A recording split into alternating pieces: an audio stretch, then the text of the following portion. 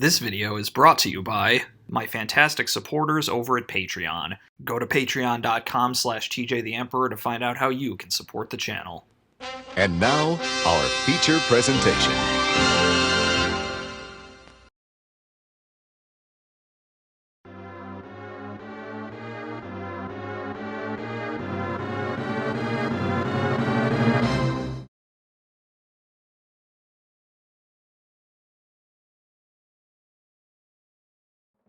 By the end of 1993, Quintet had established something of a house style for the games they had developed.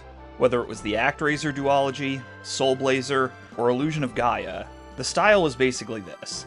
Action games, whether action RPGs or, in the case of ActRaiser, straight-up action platformers, with a heavy emphasis on the idea of evolution and transformation of life on Earth.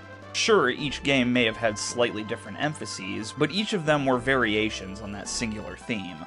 With Illusion of Gaia becoming the most successful game for the studio up to that point, it was a virtual guarantee that whatever Quintet produced next would continue along that vein. Oh, that couldn't have been more wrong. Released in July of 1994 in Japan, and 3 months later in America, Robotrek is basically the exact opposite of what I just described. It's a lighthearted, science fiction turn-based RPG with none of the cosmic pretensions of its predecessors. Perhaps this came as a bit less of a shock to fans in Japan, where the game wasn't called Robotrek at all, it was called Slapstick. Actually, let me continue with this for another minute. Here's what a Japanese fan would have seen when they picked up Slapstick on release day. The box art is, well, pretty accurate to what you experience in the game itself. In contrast, here's what an American fan would have seen when they picked up Robotrek on release day. This ominous Death Star-looking thing. Far from some goofy robot-themed romp, the Robotrek box art makes it appear like it's something out of, say, Star Ocean or something. And surprise, surprise, Robotrek is a very different beast than Star Ocean. So then what exactly is this game all about? Well, just like Quintet's previous games, if you don't press anything in the main menu, it'll start an introductory cutscene, which I'll skim over here. Robotrek is set on the planet of Quintenix. Get it? Quintet, Enix, funny haha. I should say that in Japanese, the planet is actually called Paradise Star. Anyway, on Quintenix, there's a city called Rococo, which has long enjoyed a peaceful existence. All this changes when a group calling themselves the Hackers show up and start causing chaos not just to the city of Rococo, but to the surrounding region as well. Despite their name, the Hackers aren't really hackers in the sense of, like, computer hackers. They're more just a typical evil organization whose primary method of causing havoc and mayhem is creating an army of evil robots and setting them loose across the world. While all this is going on, your character, the son of the famous inventor Dr. Akihabara, moves to Rococo, hoping to follow in his father's footsteps. And that's the basic setup of Robotrek. Like I said, very different from anything else in Quintet's repertoire. So what was the cause of this severe shift in tone? According to Koji Yokota, who was Robotrek's monster designer, the game's tone was largely the result of one person, scenario writer Reiko Takabayashi. For those who don't remember my video on ActRaiser, Takabayashi was another ex-Falcom employee who joined Quintet shortly after its foundation. According to Yokota, one of the final games Takabayashi had worked on before leaving Falcom was Dinosaur, a 1990 dungeon crawler known for having a foreboding atmosphere. Because of that, once she had joined Quintet, Takabayashi wished to create something a bit more lighthearted, and Robotrek was the result. If Takabayashi's goal was to make something jovial, then Robotrek certainly succeeded. In fact, of all the games I've looked at on this channel, Robotrek reminded me, at least in its tone, of Brave Fencer Musashi. To name just a few similarities, both games have you start in a hub town full of goofy people, fighting against a shadowy cabal on adventures that almost play out like individual episodes of a TV show. Granted, Robotrek didn't have hard chapter breaks like Musashi does, but the feeling is still the same. Anyway, I liked this about Musashi, and I liked it about Robotrek as well. Rococo, being a small town full of vivid personalities, was a joy to live in, and since it's your home base, you'll spend a lot of time getting to know the townsfolk very well, such as the mayor, who's deathly afraid of dogs, and the ace reporter Mint. It very much reminds me of a Falcom game in that respect, albeit in slightly less depth. As for the look of the game, I feel like I'm in the minority here, but I actually enjoyed it. I say I'm in the minority because it appears as though in contemporary reviews of Robotrek, one common criticism was of the graphics, and honestly, I think those criticisms were unduly harsh. Sure, it's not a graphical tour de force or anything, but I don't think that was its intent. The game looks charming. It reminded me of Akira Toriyama's old sci-fi comedy Dr. Slump, rest in peace. Alright, that's enough presentational stuff for now. I want to move on to what most people remember the most about Robotrek. Its combat, progression, and customization systems. Shortly after the game starts, a police officer will tell you that the children of Rococo have all vanished, and of course, it's up to you to find them. Leaving Rococo brings you to the world map, which honestly is less of a world map in the conventional sense and more like the overworld from a Mario game. You only have access to specific areas, with most of them being inaccessible until you reach a certain point in the story.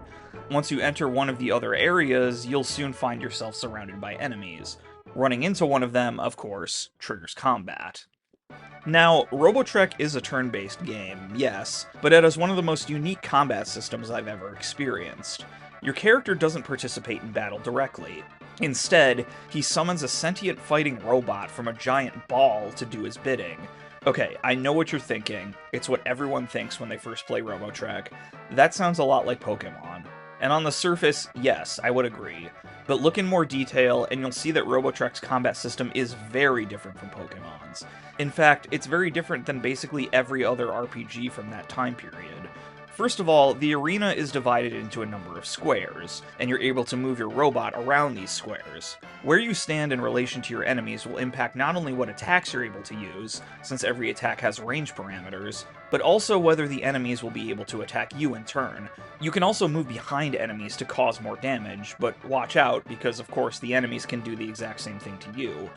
Furthermore, you'll notice on some of the squares there are these little capsule things. Perform a melee attack on one of those capsules to open them, and you'll be granted one of many rewards at random.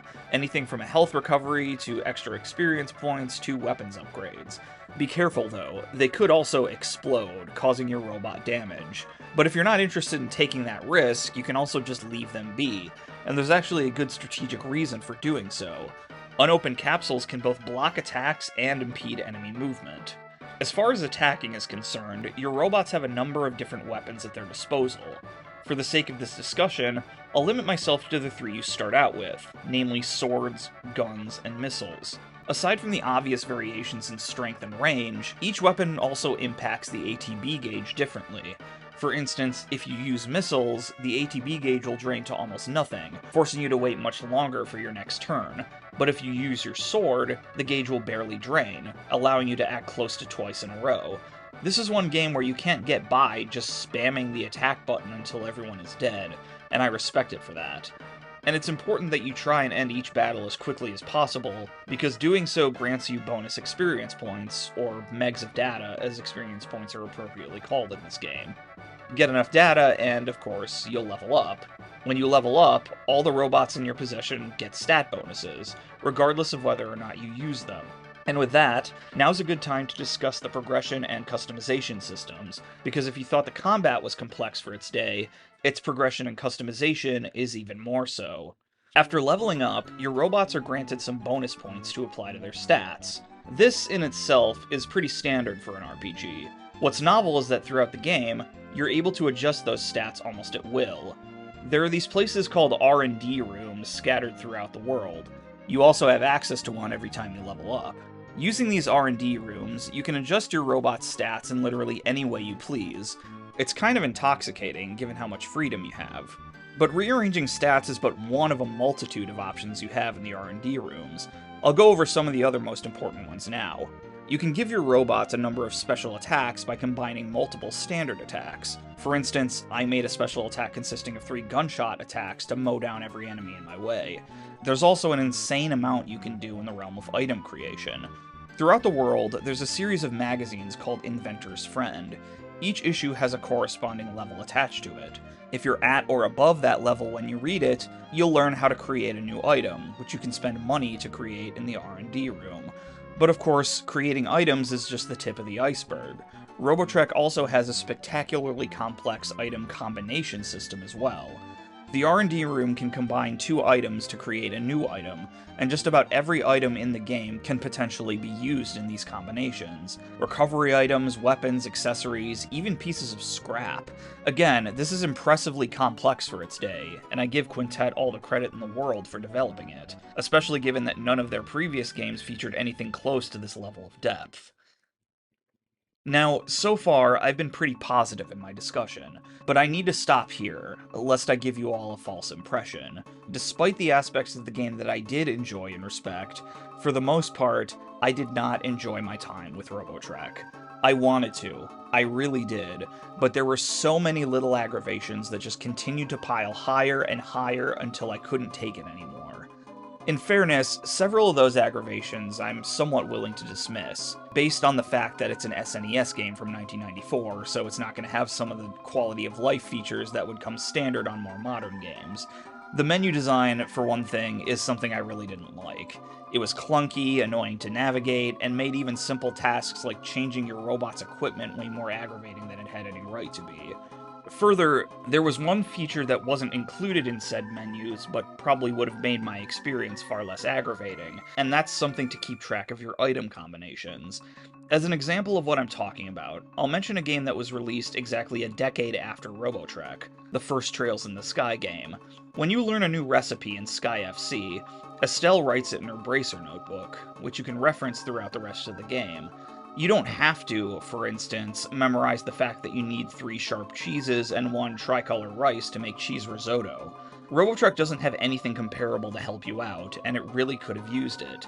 Like, in Trails FC, even if you didn't have the bracer notebook to fall back on, maybe you could piece together that cheese risotto is made with sharp cheese and tricolor rice, because that's what risotto is. You can't really rely on that sort of comparable logic for item combinations in Robotrek. One example should suffice here. Combining Sword 1 with Laser 3 gives you Blade 1. How the hell does that make sense enough for someone to A, figure that out on their own, and B, remember it for future use? If you're gonna play this game, I highly suggest finding an item combination guide online. Moving on to the battle system. Again, I wanted to enjoy it way more than I did, but I couldn't for a number of reasons. To start, remember the capsules you sometimes find strewn about the arena that you can melee attack for a number of random potential outcomes? One of those outcomes is a leveling up of your current equipment. This is going to sound confusing, but just bear with me for a sec. In addition to each weapon or armor having a number of separate different versions, with each subsequent version increasing in strength, each separate version has a level attached to it as well, and that's what you level up via those capsules.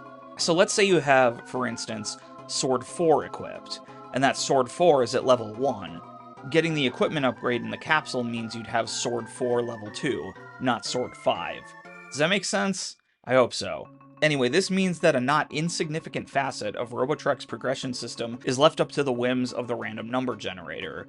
Not only is this an annoying game design choice in general, but my playthrough of Xenoblade 2 taught me that RNG systems in JRPGs just seem to hate me. Robotrek was not an exception to this, unfortunately. I felt like most of the time, when I opened a capsule, they just exploded in my face.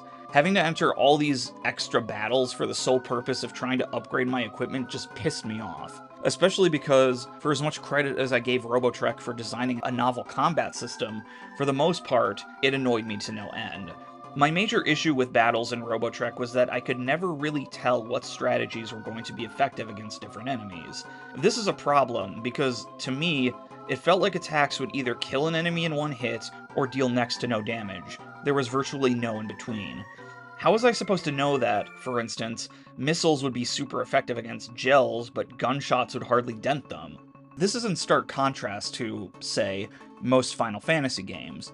In Final Fantasy, the player can, usually without too much effort, figure out on their own that fire magic heals bombs, or physical attacks aren't going to work very well against flans. Further, most Final Fantasy games usually have some sort of spell or ability that reveals enemy properties, including weaknesses. As far as I know, nothing of the sort exists in Robotrek, so if you happen to find yourself up against an enemy that you can barely damage, you're screwed. I feel like this was likely a conscious design choice. If you find yourself up against enemies you can't win against, you should go into your menu and rearrange the stats on your robots or reshuffle their equipment or something. I see what Quintet was trying to do here, but ultimately it made me feel like combat was overtly reliant on trial and error. This is another game design philosophy that I personally don't like, especially in this case, because even if you fail your trial, you often don't feel like you have enough knowledge necessary to correct the error. So often I found myself completely outclassed by random enemies, even though I was at or above the recommended level of whatever guide I was using. All this is further compounded by the fact that your robots, if you intend on keeping them reasonably well balanced, never have all that much HP. It's very easy for enemies to drive you to the brink of death relatively quickly, so it's advisable to always keep an excessive number of cures and repairs in your inventory at all times. All these combat issues come to a head during the game's boss fights. Robotrek doesn't have that many bosses, only about 10 by my count, but most of them are very, very tough. Each one of them feels like an incredible difficulty spike. Thankfully, the game does mitigate this somewhat by giving you the opportunity to save almost anywhere courtesy of the transceiver, so it's in your favor to save often. But still, even if you do save often, what happens if you start a battle only to find out that none of your equipment is effective and you have no means of combining items to make anything new? This is exactly the position I found myself in when I fought the first boss of the game, the Meta Crab. If I didn't have an excess of big bombs in my inventory, I would have been screwed. But even those complaints, severe as they are, aren't my biggest problems with Robotrek. My biggest problems are, unfortunately, ones that rot at the game's very foundation: the dungeon design, the structure of the story, and how the two of them interact with one another. I'll start with the story structure. As I mentioned earlier, much of Robotrek is fairly episodic in nature. Your hero has to stop the sinister antics of the hackers, eventually seeking out the pieces of an enigmatic artifact called the Tetron, which the hackers are trying to obtain. Again, the fact that Robotrek has this episodic structure isn't the issue here. Brave Fencer Musashi was arguably even more episodic, and I really enjoyed that game. My biggest issue is that those episodes, at least to me, feature an unacceptable amount of filler. Your first major quest is enough to illustrate what I'm talking about. Your hero sets out to rescue a group of missing kids who are trapped in a cave outside of Rococo. Of course, you end up rescuing them, but afterwards, once you've received your reward from the mayor, his receptionist mentions that her son, Carl, hasn't returned yet. This, of course, means you have to go all the way back to the cave, retrace your steps, explore a bunch of new portions of said cave even, so that you can find him. There was no good reason for the game to do this other than to artificially extend the missing kid subplot. And if I'm being honest, just about every episode of the game felt like this.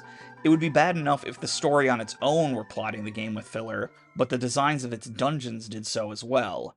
I'll be blunt, I couldn't stand Robotrek's dungeon design. They were dull to look at, a noticeable contrast to the game's other environments, and they were huge, excessively huge. Without fail, I would come to a point in my exploration, usually a little less than halfway through, where I just wanted the damn thing to be over and done with. So what's the big issue here? After giving it some thought, I think the problem was that Quintet more or less copied their philosophy of dungeon design from Soul Blazer and Illusion of Gaia wholesale into Robotrek. But that raises the question. I liked the exploration and dungeon design in both Soul Blazer and Illusion of Gaia, so why did I feel the exact opposite when I played Robotrek? Here's my theory. Both Soul Blazer and Illusion of Gaia incentivize the player to explore its dungeons because their progression, in terms of both plot and character growth, was entirely dependent upon the player killing all of its enemies. You had to explore every inch of these imposing environments in order to track them all down. That was the entire point of why you were there. Further, in both Soul Blazer and Illusion of Gaia, enemies don't respawn when you kill them, which means you can easily keep track of your progress just by noting which areas are devoid of life. Robotrek doesn't do this. Enemies respawn every time you leave an area, and making progress isn't dependent on you killing them. Your goals are the typical, find this item, talk to this person sorts of things that are typical of JRPGs. Given that, there was, in my eyes, no good reason to make the dungeons as enormous as they were. Quintet could have told the same story, probably more effectively, by cutting them all in at least half. And I know this is kind of a digression, but since I brought up the enemies, let me just get this off my chest really quick. Earlier, I alluded to the fact that enemy encounters aren't random. you run into them to trigger a battle. This was a forward-thinking design choice on Quintet's part, given that Chrono Trigger, the game that arguably first popularized the implementation of non-random battles in JRPGs, wouldn't release until the following year. There's one major issue with this, though. There are many places throughout the game where enemies will, without warning, appear directly in front of you without giving you a chance to avoid them. If you're going to make a game with non-random battles, but then also introduce this idea that enemies can just suddenly appear directly in front of you, you might as well make your game have random battles after all, because those are essentially random battles in all but name. One more quick digression that admittedly doesn't fit here or anywhere else in this script, but needs to be mentioned. The music in Robotrek isn't very good, which is bizarre considering one of the hallmarks of Quintet's games is their excellent soundtracks. The music here, unfortunately, is dull and overly repetitive. The only song I really seemed to enjoy was the battle theme. The soundtrack comes courtesy of composer Ayako Yoda, a name I'm guessing none of you have heard of because, as far as I've been able to find, she's only been credited on 2 other games, both of which were only released on the PC-98, 1992's Gauge and 1995's Manji Sayuki. Both these games also feature music by the legendary Yuzo Koshiro, and given Koshiro's long association with Quintet, it's more than likely that he was the one who brought Yoda to Quintet's attention, but even that's just an educated guess, since there's almost no English language information about her career to be found anywhere online. Regardless, Yoda would not work on another Quintet game after Robotrek, and given what the game's soundtrack sounds like, this was probably for the best. Okay, digression's over, let me get back to the dungeon exploration. I'm sure you know how arcane a lot of old RPGs are, and that you have to basically talk to every person in town, often in a very specific order, to make some sort of progress. Even in those RPGs, though, you are often spared of this atmosphere when you explore dungeons. Not so with Robotrek. Dungeon progression in this game demands that you do these sorts of arcane tasks as well, and so often you have no logical idea of what you're supposed to do next. Case in point, eventually you explore a hacker base underneath the base of a volcano. After exploring it once, you're forced to, of course, go back again because your reporter friend Mint volunteers to return to get more dirt on what's going on, and you choose to follow her. What follows is, if it's not the most frustrating dungeon I've ever explored in an RPG, is certainly up there. First, Mint wants you to go into the bathroom to look for the sinister Dr. Einst. You do that, and you find that the bathroom leads to a hidden area that you didn't know was there before. After being attacked by some hackers, you discover that there's nowhere else for you to go in that area right now, so you return to where Mint is, and she just kinda leaves you? So what do you have to do now? Did you think, oh, go to the base's kitchen and get some food to bring to the R&D room? No? Well, too bad, because that's exactly what the game expects you to do to move forward. How does that have anything to do with what you were just doing? And furthermore, how are you supposed to just figure that out? The entire dungeon plays out like this. If I didn't have a guide open, I don't know how I ever would have gotten to the end. I could go on and provide many more examples in just this dungeon alone, but really, I think what I've already said is enough. It's a seemingly endless series of busy work that barely feels connected to what your actual goal is, all for the sake of, or so it feels to me, artificially extending the game's playtime. It's tedious, it's aggravating, and it caused me to do something I haven't done on this channel since I attempted to play the Legend of Heroes Gagarv trilogy.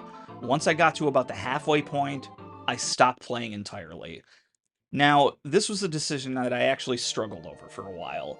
After all, I had already committed myself to doing this whole History of Quintet series of videos. The least I could do was actually play each of their games to completion, right? That being the case, I considered pushing through to the end, but I decided against it for a number of reasons. First, it's my channel, so I do what I want. Second, much like with the Gagarv trilogy, I remembered the advice from my fellow JRPG YouTuber, the Kaseki Nut. If you're not having fun playing a game, then stop playing it. And by this point, I had more than stopped having fun with Robotrek. And third, since I was already about halfway through the game, I'd gotten enough exposure to the gameplay mechanics.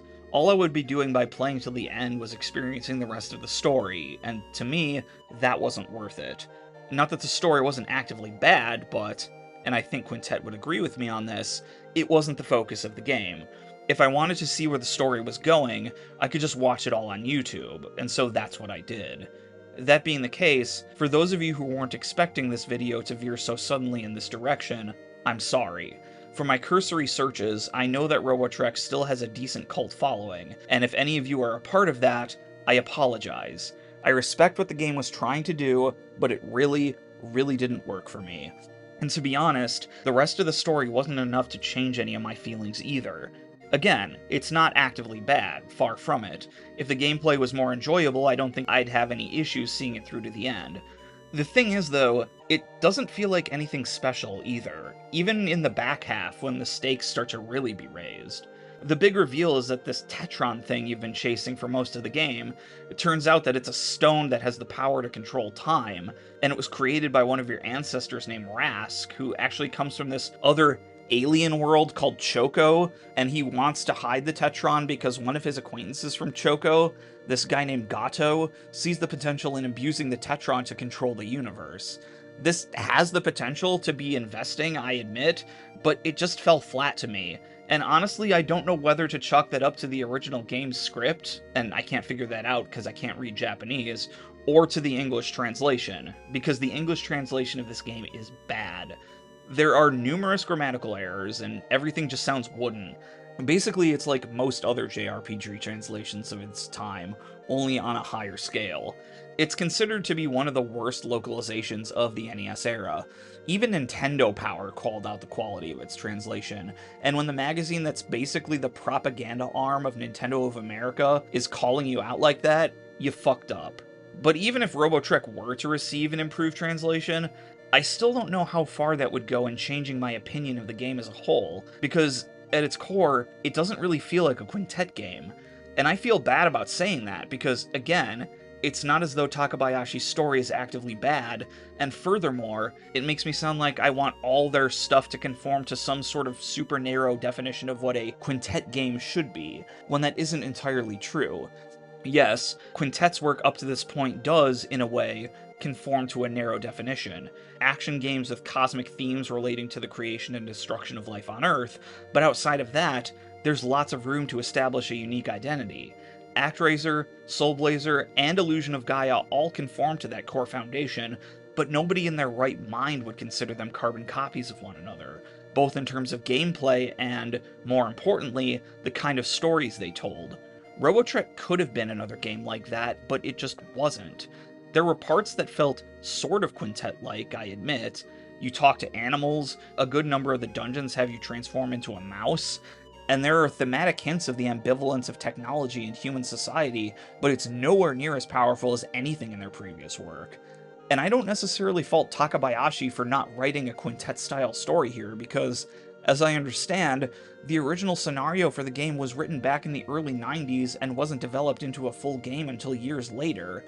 If it doesn't feel like a traditional Quintet game, that's because it was, in a way, created outside of the traditional Quintet ecosystem, before their style had really crystallized. Unfortunately, as important as those details are from a critical perspective, in the end, the core of my judgment has to be based on the final product itself, and from that perspective, Robotrek falls short of my expectations. The numerous issues I had with its gameplay simply overwhelmed me, and its story was not strong enough to convince me to push through those issues. I don't think I'm alone in feeling this way. Robotrek sold only 20,000 copies in the US, and only 45,000 copies in Japan, making it Quintet's worst performing game by a country mile. Given all the issues I had, I wasn't surprised to learn this, but, as I mentioned earlier, Robotrek still, in the US at least, has a decently sized cult following, and I understand why it does. The game's customization potential is truly staggering. If you're the type of person who can spend hours upon hours just experimenting with different character layouts, you're probably going to have a lot of fun with this game. I'm not that type of person, so I didn't. I'd much rather spend my time with a more typical Quintet game. Action-centric, cosmic story, emotionally draining, the whole thing. Thankfully, their next outing would be the quintessential example of that formula in action.